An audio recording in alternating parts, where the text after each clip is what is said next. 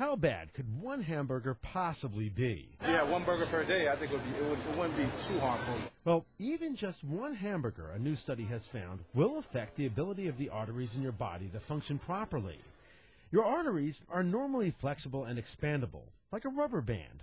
But arteries that have been exposed to too much of the bad types of fat, the saturated and trans fats, develop what's called endothelial dysfunction. They become stiff, indistensible, and don't allow the blood to flow so easily. According to the study, even a single high-fat meal can affect the ability of the arteries to open up. The researchers determined this by using a blood pressure cuff to restrict blood flow and then monitoring the body's response following a meal high in saturated fat.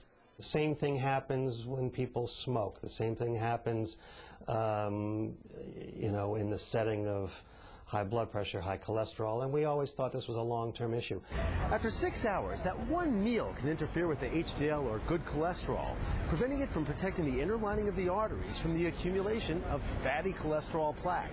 This is a flexible, dynamic structure based on, we always knew it's what we eat. If you have McDonald's or fast food for lunch on the fly, that on a daily basis, you probably really are on an ongoing basis causing repeated insults to your arteries, and that's what ultimately leads to disease. This may actually signify that it might be repeated insults over time that lead to long-term arterial dysfunction, heart disease, vascular disease.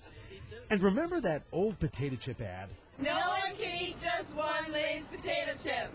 If that's the case, maybe it's just better to avoid them and other foods laden with saturated and trans fats altogether. I'm Dr. Mike Rosen.